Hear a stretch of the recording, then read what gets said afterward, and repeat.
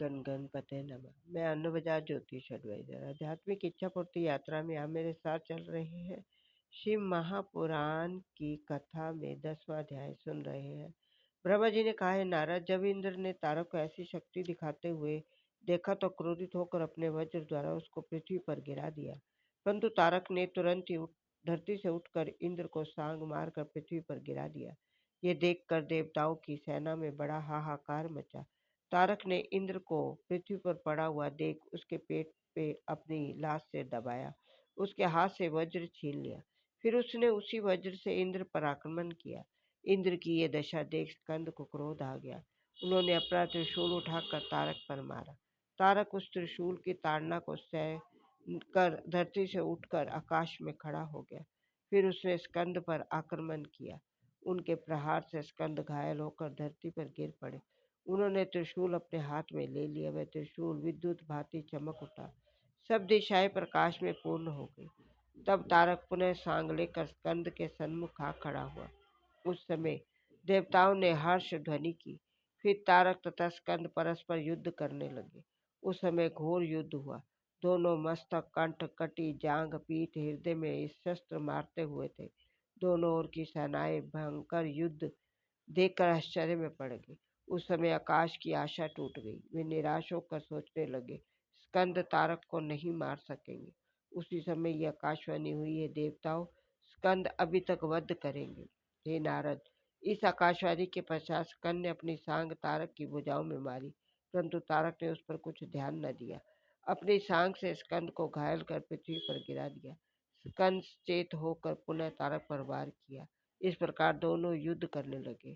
समय देवता चिंतित होने लगे। सूर्य प्रकाशहीन हुआ, वायु थम गई, नदी, पर्वत, वनों से भयानक शब्द होने लगा, पृथ्वी कांपने लगी। जैसे भूकंप आया, अग्नि देवता शांत हो गए। हिमगिरी, मेरु, श्वेत कोट, उद्याचल, अस्ताचल, मल्लयगिरी, गंधमादक, हिमाचल आदि पर्वत भी चिंतित हो दुखी थे। तब सबको इस प्रकार चिंतित हुई। दुखी होकर स्कंद बोले, हे पर्वतों, तुम चिंता मत करो। इस प्रकार स्कंद ने सब देवताओं को सांत्वना देकर शिव गिरजा का ध्यान किया। तारक का वध करने को सांग अपने हाथ में उठाया। उसी सांग में श्री गिरजा शंकर ने असंख्य तेज बल डाल दिया। स्कंद ने क्रोधित होकर सांग तारक के हृदय में मारी। तब तारक उसके आघात से निर्जीव होकर पृथ्वी पर गिर पड़ा। तारक के शरीर में शिवजी का जो तेज था वह स्कंद के शरीर में प्रवेश कर गया। तारक की समस्त सेना ये देखकर भागकर पाताल में चली गई। इस प्रकार देवताओं का पूरी तरह से वध हुआ, जिससे देवताओं को प्रसन्नता हुई। उस समय उसी प्रकार देवताओं का पूरी तरह वध हुआ, देवताओं को प्रसन्नता हुई। उस समय देवता मुनि गण अति प्रसन्न होकर स्कंद की स्तुति करने लगे। अनेक प्रकार के बाजे तथा सब और स्तुति के करने के पश्चात स्कंद से प्रार्थना किए, प्रभु, हम सब की प्रीति आपके चरणों में बढ़ गई।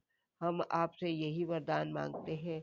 देवताओं तथा पर्वतों की ऐसी स्तुति सुनकर स्कंद ने कहा, हमने तुम्हारी स्तुति से प्रसन्न होकर तारक का वध किया। भविष्य में भी हम तुम्हारे दुखों में हर तरह से सहायता करेंगे।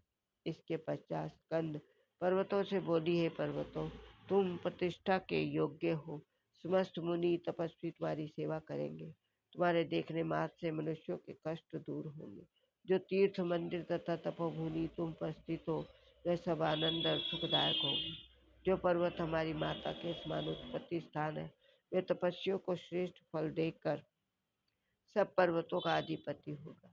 अन्य पर्वत भी शिवलिंग के समान पापों को नष्ट करेंगे। स्कंद के इस वरदान को सुनकर चारों ओर से धन्य